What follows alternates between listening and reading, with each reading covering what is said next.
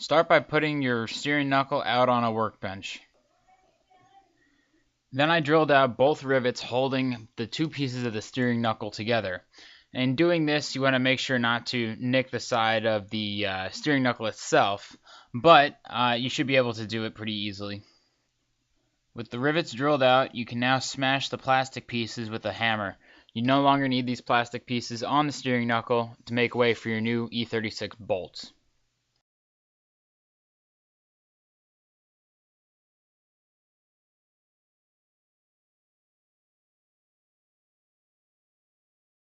So it's kind of a tight fit, but basically what you want to do is you put that piece there that you just drilled out, and this piece goes on top of that like that, and they mesh together. Then you take your bolt, and you can stick them through here to start out with.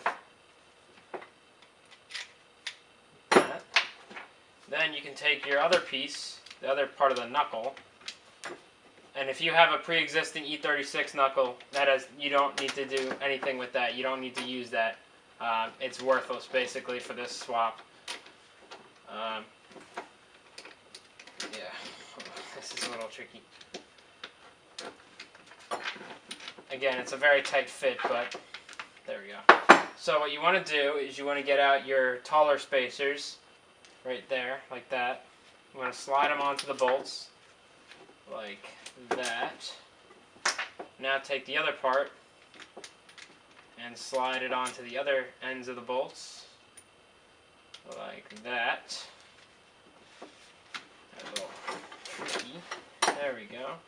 And again, it's a very tight fit on these, because they're engineered together, but there we go. Give them a little tap on with your hand.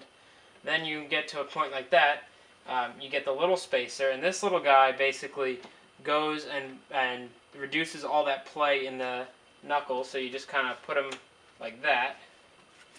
And the next one, here he is. Stick them in there like that. Now as I tighten it down, you will see those little spacers start to go up into the knuckle right there, and will keep the space even on the bolt. Then you want to get your little washer. I'm going to slide your little washer on like that. Now actually I'm going to take off my gloves for this part because it's kind of small, but basically that's what you want to do. Then take your lock nut and start to thread it onto the bolt. And if you see, that little spacer inside is now reducing the amount of play in the knuckle, like that. Then get your little washer here and your lock nut, slide them on. And I bought the deluxe kit from Dungeon Motorsports, so he gave me also the other two spacers for the steering rack, these big guys, which I'll get into later. But basically that's what you end up with. Then what you want to do is plant it in a vise. And all that's left is to tighten down the Allen head as well as the little nut on the backside. The Allen head is an 8mm, and if I'm correct, the nut is a 16mm. And you don't need to crank them down, you just want to get them real tight though. And they are lock nuts, so you don't have to worry about them coming apart ever again. And if you saw me there, I was trying to flex the knuckle. I'm testing for any play that's in it, and you want to make sure that you eliminate any of this play, because you will feel this when you turn the car. And once both sides are tightened down, you are good to go. Okay, so you want to start out with your E30 subframe as well as your E36 steering rack on the floor. If you look at the E30 subframe, you'll see these two little pins towards the back for the mounting holes. Those should be facing towards you, or if you were to be mounting this in the car, towards the rear. They have longer bolts that need to mesh into them, so that's what you got to do. Now you want to slide over your E36 steering rack, and you want to put it into the subframe. They kind of interlock. And you're going to notice that there's going to be some space. So if you buy the kit from Dungeon Motorsports, which includes the two spacers that you are going to need, it eliminates 100% of that space in between the subframe as well as the steering rack. These are bolt-on products. They are really genuine, made in the United States of America, and they're 100% good quality spacers. So I'd recommend buying that, and once you have those in, you can just eliminate the space in between the steering rack as well as the subframe. Once they're in, you can kind of bolt everything up and tighten everything down, and you're good to go. And you can also use the pre-existing bolts and nuts from the old steering rack. Now if you go back to the knuckle, I would recommend just taking a little bit of grease and rubbing it into the splines, just to make it a little bit easier when you go to slide it back onto the steering shaft. Now just slide back on the modified knuckle and tighten down its 13mm bolt and nut. Now I'm going to move on to the sway bar, and it's really simple. Just take out the drop link. I don't have great video footage of it, but this is the best I could give you, is to just take it off and replace it the same way it came off.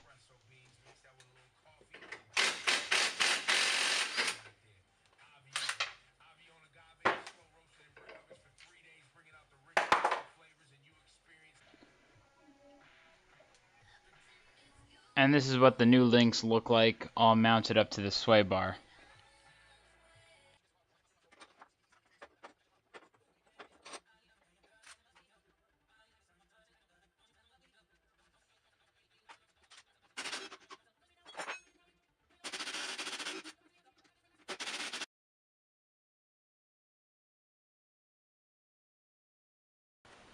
With the sway bar complete, I then moved on to the struts. I had a feeling like my struts were no longer good, however, the strut itself was good. The drop hat and its dust covers were no longer good, so I replaced those, and they were pretty cheap parts. I put in E90 drop hats due to the fact that when I do my H&R Bilstein combo come the springtime, that way it's just bolt on, and that way I have the E90 drop hats right there. The E90 drop hats are kind of debated around in the E30 community, but I did find that they did lower the car. I think it's like 0.5 of an inch. It's not much, but it does help, and I do feel a difference on the road.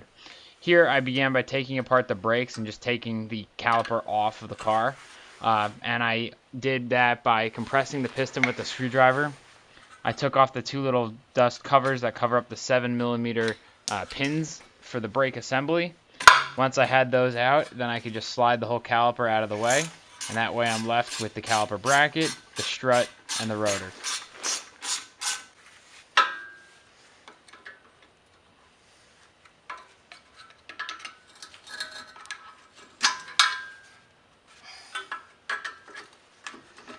And just a reminder, don't forget to disconnect the ABS wires. They're up in the engine bay and they're a little yellow plug.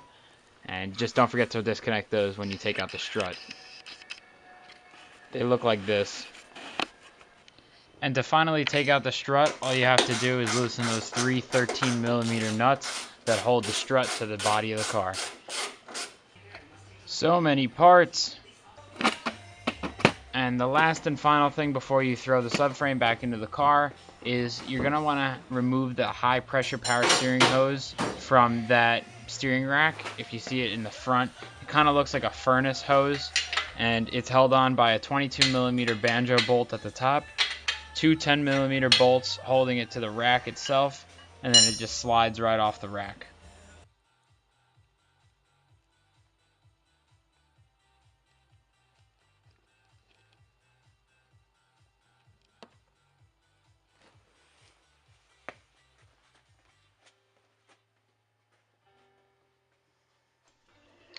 And the final step for me, and you may not be doing this, but I did it anyway, is I replaced my control arms as well as the control arm bushings. You can see them, they are connected to the subframe. They are held on by one 22mm nut, and in which the bolt that holds it on has a little Allen head on it, so you can hold the Allen head down while you tighten the 22mm down. It's pretty innovative in my opinion. Anyway, so I put it underneath the car, and this is what you saw last on part 2. And I began putting it up to the car. I used a floor jack, and guided it up there and kind of slid it around some of the other parts in the car, and eventually I got it to work.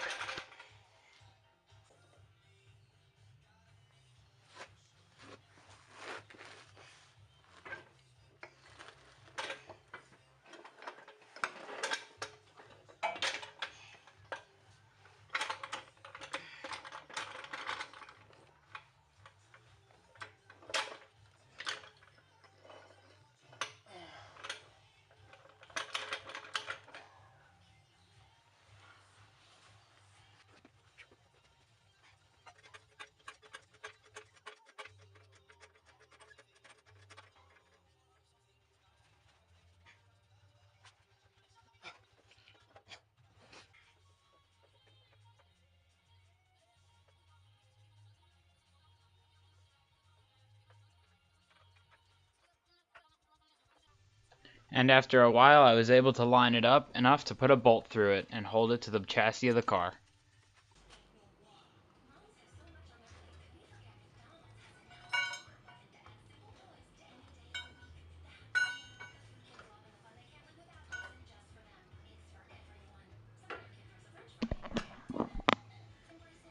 And I kind of had an issue with seating the motor mounts back to the subframe, and it involved tapping it with a rubber mallet a little bit, as well as using a pry bar and sliding around the motor mount itself. However, after playing with it for a little while, I figured it out and got it seated, and that way I could tighten up the subframe to the chassis of the car. And once everything is done right, then I can just start bolting everything back into place. It took a little bit longer than I expected to bolt in the subframe again, but once I got it, it was pretty set. Now, you also want to keep the engine supported either with a floor jack or engine support bar till the very end, due to the fact that the subframe and the motor mounts will just move around ever so slightly. So you want to make sure everything is bolted up correctly before you drop down the motor. And it's finally the time I've been waiting for. Now that the subframe is bolted back into the car, I can begin by lowering down the engine.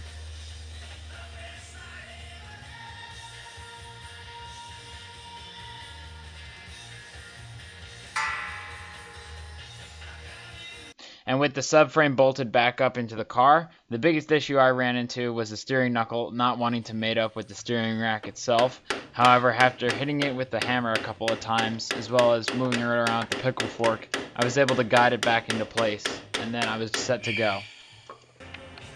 And since I wanted to keep power steering, this is the way that I used the power steering lines, the low pressure as well as the high pressure power steering hoses. You want to make sure with these, you can actually use the pre-existing E30 ones. You're going to have to bend them a little bit, but you can make it fit. And just be very careful not to cross thread or strip out the banjo bolts that hold everything together, because then you're going to be in a predicament.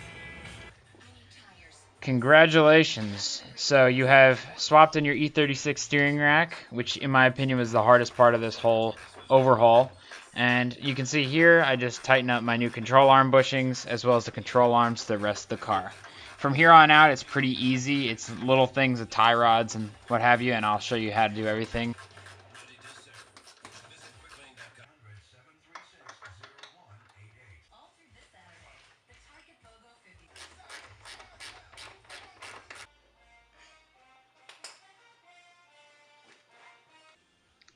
And for the final touches, I swapped in the new bushings and everything for the sway bar. A lot of people upgrade here. You can actually get new Ireland engineering sway bars for pretty cheap, and a lot of people run that setup. I used the original one because I didn't really have any time or money to buy a new and upgraded sway bar. But once everything is swapped in, you're pretty much set to go from here on out. It's pretty easy to swap in the sway bar. I will comment though, the sway bar bushings themselves, the part that went wrong on my car, that interlock to the subframe, are not easy at all to put in. And I tried many different ways. Eventually I got it by actually jacking it up with a floor jack and having it push itself so far up against the subframe that it would just clear. But yeah, that was definitely the hardest part about putting in the sway bar, and it was very time consuming.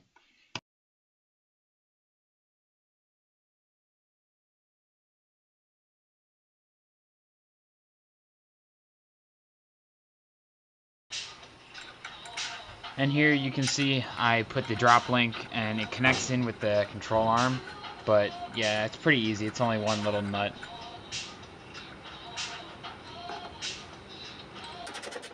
And the same exact process is on the other side. So now we move into the chapter of basically the final touches that I did on this car, and I went with new tie rods because I might as well while I have everything apart. So I went with E36 tie rods due to the fact that they are a little bit beefier than the E30 ones. The size of the tie rod itself, the length is the same, however, like the width in between everything, it's just a bit beefier. So I would suggest going with the E36 steering. With the E36 steering rack, you want to go with E36 tie rods because I just find that they'll bolt up the best. So also, I bought the tie rods for, I don't know, $20.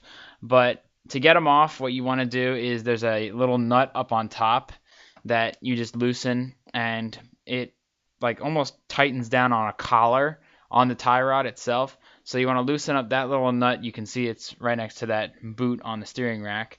With that loose, you then want to take your 13 millimeter wrench and hold down that little part, the little end of the little outer tie rod where that nut is. It's actually got a hex head to it.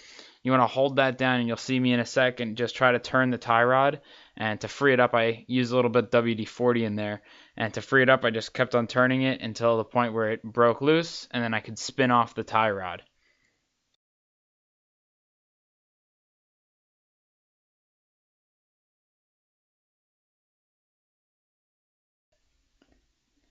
And the new tie rod is actually marked. It'll say like a little R or a little L, and that indicates which side it goes to. This one being the right, so it's marked R. And it's the same exact process. All you got to do is thread it back on to the outer tie rod on the steering rack. And once that is done, then you bring down the nut as well as a little collar washer.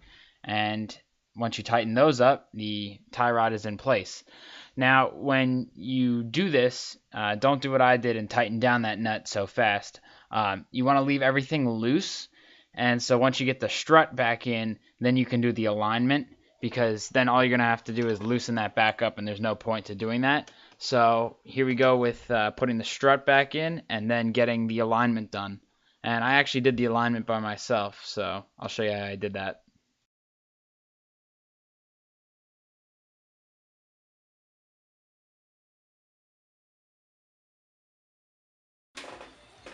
With the strut reattached up top through the three little nuts that connect to the strut tower in the engine bay, you can then start to bolt up the control arm as well as the tie rod to the bottom part of the strut. You can also put on the brakes, and make sure that you put a little bit of brake grease or brake glue, if you have any, on the brake pad to prevent squealing. One other note is to just make sure that your ABS lines aren't messed up in any sense, and make sure that the sensor is still tight into its little port where it goes into. So just a couple little pointers, but yeah, make sure that everything's tightened up, and this is one part that you do not want to screw up on.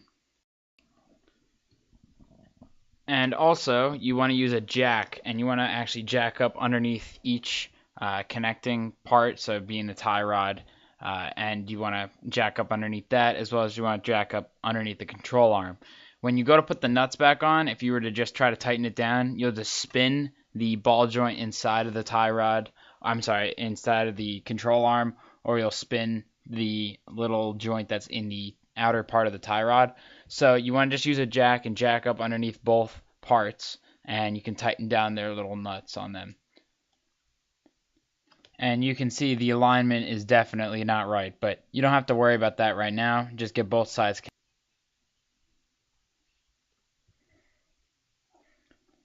So now I fill the engine with oil. I used Castrol GTX 10W40. It's my winter oil, and being that I'm coming up into the winter months, I should fill my car up with winter oil. And the last and final step, I probably should have said this earlier, is you want to check the steering knuckle for any binding. You can see right there at that joint it does bind a little bit.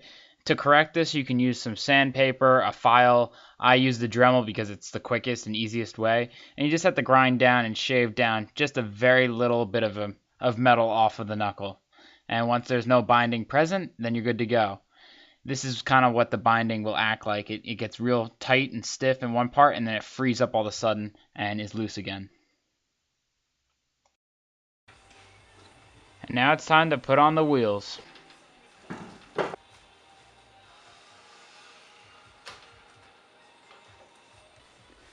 And after 3 days, 6 hours, and 49 minutes, I can now lower down the car. And yes, I did time it, and it did take me quite a while to do this project. Alright, so I apologize for not getting a good shot of me doing the alignment physically, but what I did was lay out a piece of twine from one fender to the other, You can see I try to make it as straight as possible, and to also make it go across the wheel as much as it can, from one side to the other. So yeah, you want to keep it as straight as possible, and I just laid it across. I put a little piece of duct tape to hold it to the back side of the car. And then I climbed underneath the car and began doing the alignment. Now, with the alignment, the E36 or E30 chassis are actually pretty simple to do due to the fact that they're just toe-in adjustments, and you can deal with camber and all that other stuff. But for right now, I'm just dealing with toe-in, and that's moving the wheels in or out. Now, with the BMWs, normally people put about 1 to 2 degrees of toe in just to help them out in the long run, and it'll also cause the car to drive pretty straight. If you were to not do that, what will happen is you'll feel the car pull one way or the other, and it will kind of feel a little funky, especially on the highway. You definitely don't want that to happen. You don't want your car to randomly be pulling to one side or the other. But yeah, just try to keep it as straight as possible, and you want to give it 1 to 2 degrees of toe in. So to do the procedure, you want to put a piece of cardboard or a piece of plastic or paper underneath the wheel, and that'll just help the wheel move around on the floor as opposed to being having to drag across concrete. So here you can see the wheel is slightly moving in. I'm going to make this video a little bit faster in time, but you'll see the wheel move in ever so slightly, and it's a pretty easy alignment to do. When you are finished, you want the twine to stick out. If you were to look at the wheel from the top, you want the wheel just to stick in a little bit towards the front. You want it just to stick in ever so slightly, and that's your 1 to 2 degrees of toe-in adjustment. I also forgot to mention that you want your steering wheel to be dead straight on. You do not want this to be turned to one side or the other, or else you'll have a bad alignment. I was pretty happy with the alignment, and I did this same exact process to the other side.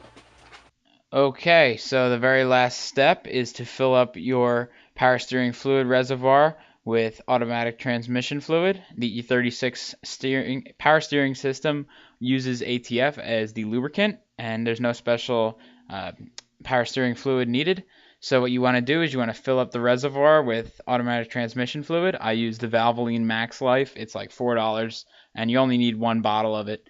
So fill that up, and then what you want to do is start up the car, cycle the power steering pump one way to the other. And what I mean by that is turn the wheel all the way right, then all the way left, and do that about 3 or 4 times. Then get out of the car, recheck the level. Most likely it'll be empty because now that automatic transmission fluid's running through the steering rack as well as all the other steering components. So that's what you want to do. If your fluid level's all good, then you're good to go. Thank you for watching these videos, guys. I appreciate it, and stay tuned for more videos. Alright, again, guys, thank you very, very much for watching this video. If you can hit me up with a thumbs up or a comment and give me some feedback and subscribe to my YouTube channel, that'd be great. So stay tuned for more content, and thank you for watching E30 Source.